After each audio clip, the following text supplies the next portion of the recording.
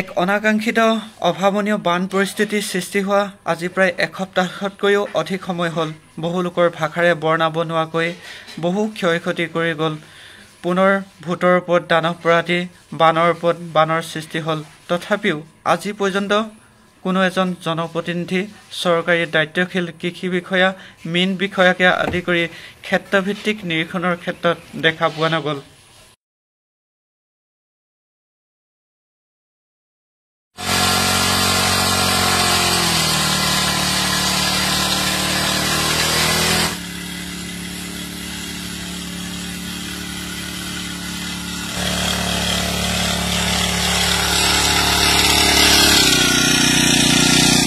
বানে বিধ্বস্ত কৰা সেউজীয়া সপোনবোৰ অলপ পখালি চাইছো, কিজানি আকৌ প্ৰাণ পাই উঠেই বা।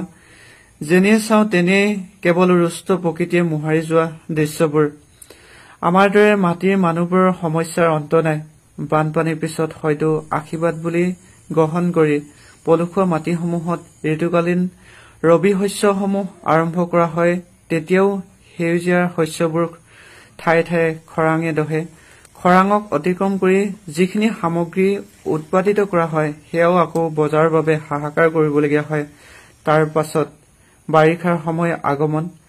বিশেষকৈ ফেব্ৰুৱাৰী মাহৰ পৰা এপ্ৰিল মাহলৈকে বহুদিনীয়া পৰিশ্ৰম, আশা আকাংক্ষাবোৰ শিল ধুমুহাই পুনৰ নিমিষতে থানবান কৰি থৈ যায়।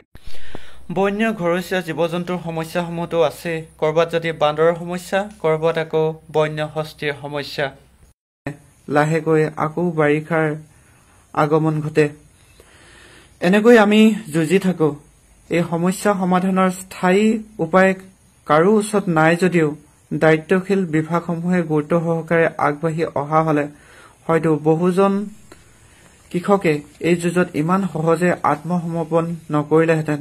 কাৰণ সকলো ব্যক্তিৰে ইটোৰ পাছত সিটো প্ৰত্যাহ্বানক নেওচি আগুৱাই যাব পৰা ধৈৰ্য শক্তি নাথাকে।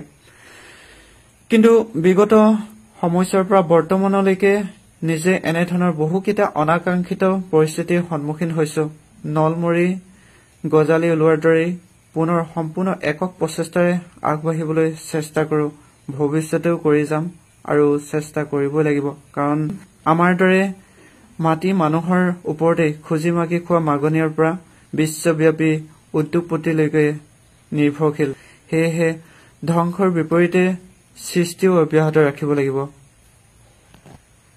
সম্পূৰ্ণ নিজাববীয়াকৈ প্ৰচেষ্টা অব্যাহত ৰাখিব লাগিব। কথাখিনি এইটো কাৰণে কলো, আজি বান পৰিস্থিতিৰ সৃষ্টি হোৱা প্ৰায় এসপ্তাহে হ'ল। মাজতে বানৰ ওপৰত বানৰ সৃষ্টি হ'ল। তথাপিও কোনো এজন জনপ্ৰতিনিধি, কৃষি বিভাগৰ, মীন বিভাগৰ কোনো এজন বিষয়া ক্ষেত্ৰভিত্তিক নিৰীক্ষণৰ ক্ষেত্ৰত দেখা পোৱা নগ'ল। তাৰ পৰা এটা কথা নিঃসন্দেহে ক'ব পৰা যায়, প্ৰকৃতাৰ্থত এই বিভাগসমূহ থাকিলেও কিবা এটা নিৰ্ভৰ কৰিব পৰা যায় জানো বিভাগসমূহৰ ওপৰত?